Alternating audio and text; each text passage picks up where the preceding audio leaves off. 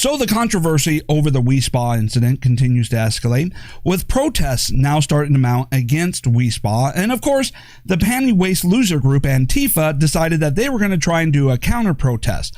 More on Antifa in just a moment. Now, the protest is sparked by the fact that this spa has decided that they're going to allow men into the women only section to expose their naked bodies to other women and children just for identifying as trans, terminology that has no actual basis in science or facts.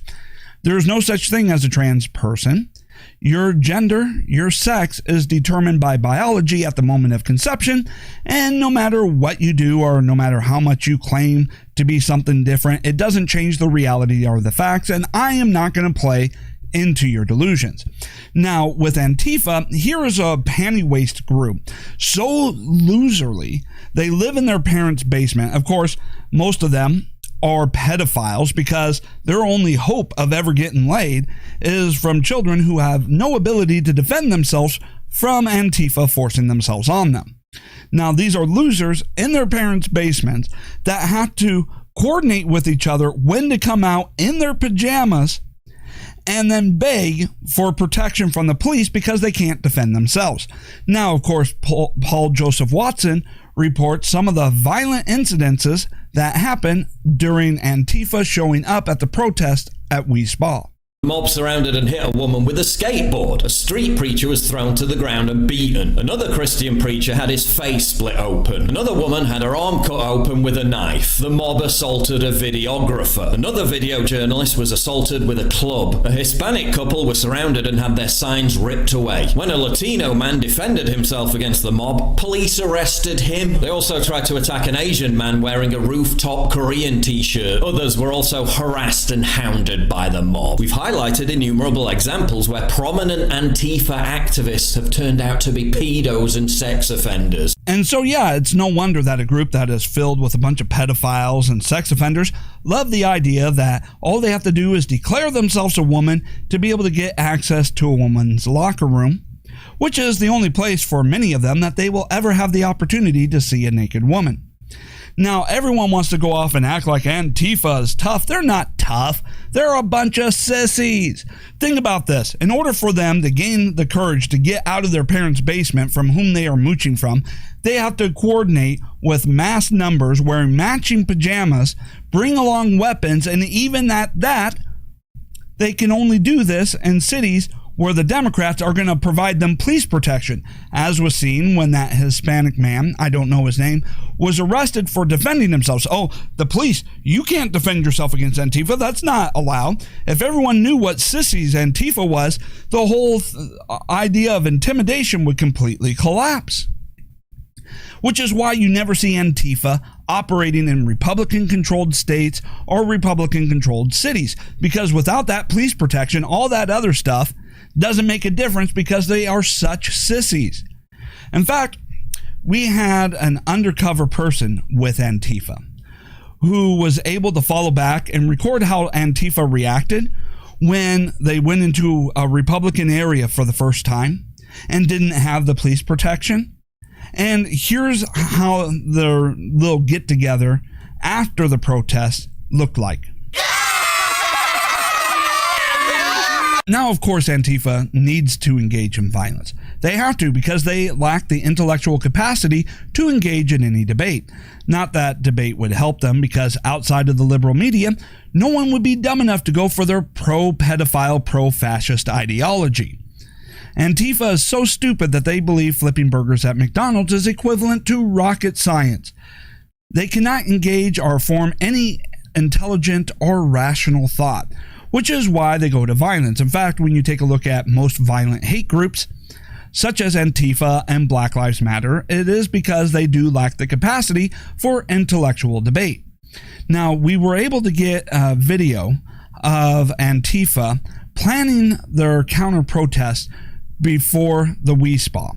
I mean, this is great that we were able to get someone into Antifa's meeting to see how it is they plan their counter-protest and how it is they debate the issues that they feel so strongly about.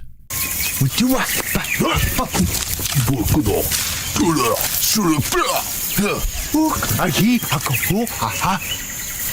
Itu papai.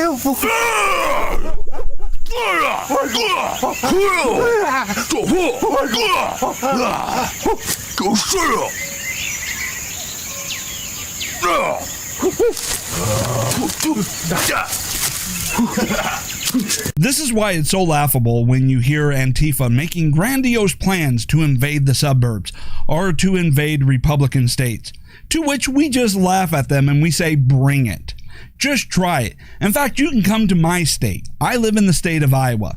Come here and try your fascist domestic terrorism actions. Just try it and we'll stomp a new mud hole in your ass and send you packing. You have absolutely no ability, no chance to be able to get away with any of that crap here. You'll be shut down so fast, bitch slapped, and sent back whining to your mama. I have zero respect for Antifa because Antifa is filled with a bunch of panty wastes who like to pretend that they're tougher than they are, so long as the Democrats are there to provide them the protection of the police while they engage in violence. Now, for left-wing areas, if you want to be able to shut Antifa down in Democrat cities, it is not that hard.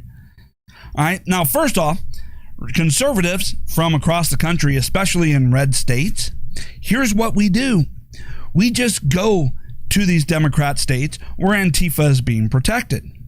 We go ahead and we engage in protests that we know Antifa will show up at. We offer no violence whatsoever, but we do not stand down. We do not go away. We will verbalize, we'll debate. We may even call them names. We'll wait for them to get violent.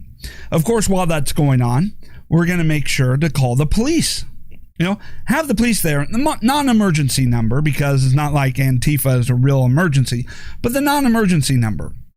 And have someone standing by, a police officer, and the moment violence breaks out, have the police officer go over there and say, hey, I'm wanting to press charges.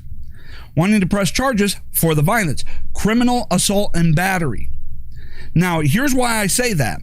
And you're going, well, they're being provided police protection. Exactly. See, Antifa's operation, whether implicit or explicit, is being condoned by the Democrats in order to shut down the First Amendment, in order to engage in violence against political speech that they don't like, which means the very fact that they refuse to arrest and prosecute Antifa is criminal in and of itself, a violation of your civil rights.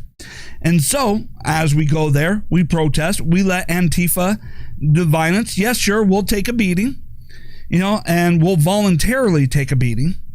And then when the left-wing cities refuse to arrest and prosecute Antifa, file a massive lawsuit on their ass.